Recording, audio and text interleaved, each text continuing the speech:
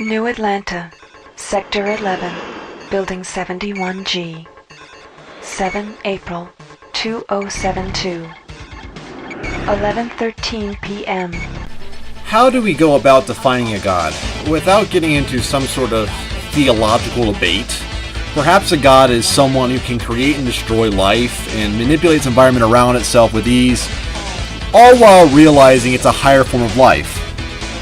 Regardless of whether or not that is a proper definition is something we can leave up to the philosophers, but the question is one asked by Looking Glass Studios' first-person shooter classic, System Shock.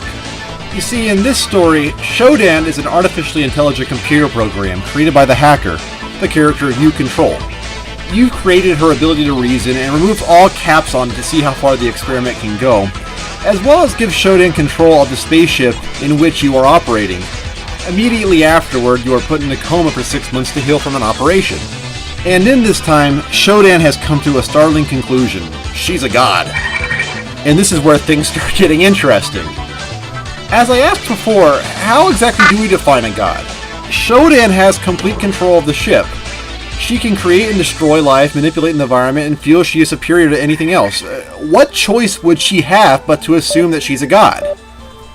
I won't get into any more spoilers, but needless to say, I've really analyzed this game, because System Shock was the first game I played through because I really liked the story. And I've had something like 15 years to overanalyze the plot, being the over-analytical bastard I am. Looking back on System Shock, it really is a sight to behold. While the idea of mixing RPG elements with a shooter is pretty common nowadays, it was downright unheard of back in 1994. The only other game I can think of from that era that did that was Ultima Underworld, which is also by Looking Glass. But it's not just the RPG parts that make System Shock notable. To all you Doom 3 and Bioshock fans out there, System Shock was probably the first game where you learn the story primarily through records. You can basically search anything, find a floppy disk or a tape or something, and read or listen to the logs by some awful voice actor. Gunther was killed today. I can't let myself think about it. I think I understand how Shodan is doing it. When we destroy the camera... By now you realize that the music in this game is excellent, but honestly that's probably my biggest complaint.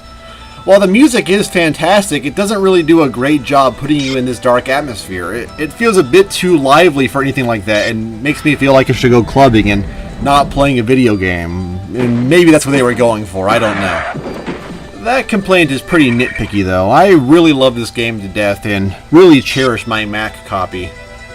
Actually, I lied, because I have two complaints about this game. This game is really expensive nowadays to get a legit copy. Looking on eBay, this game will easily go for $50 to $100 for a PC CD edition, or $40 or so for a Mac copy. The version you are seeing here is the unofficial portable edition, which, until Good Old Games or Steam start selling copies, is the version I recommend.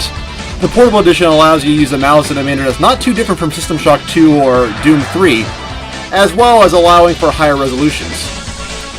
I guess the point of video game nostalgia is to make us feel nostalgic about video games. And replaying this was a nostalgic overload, particularly due to the fact that this game has aged rather well. The atmosphere is dark and foreboding, and Shodan is still as scary as she was back in 1994. Really, you should re-examine your priorities and figure out a way to get this game as soon as possible. This has been Thomas Gebert with VGN Retro.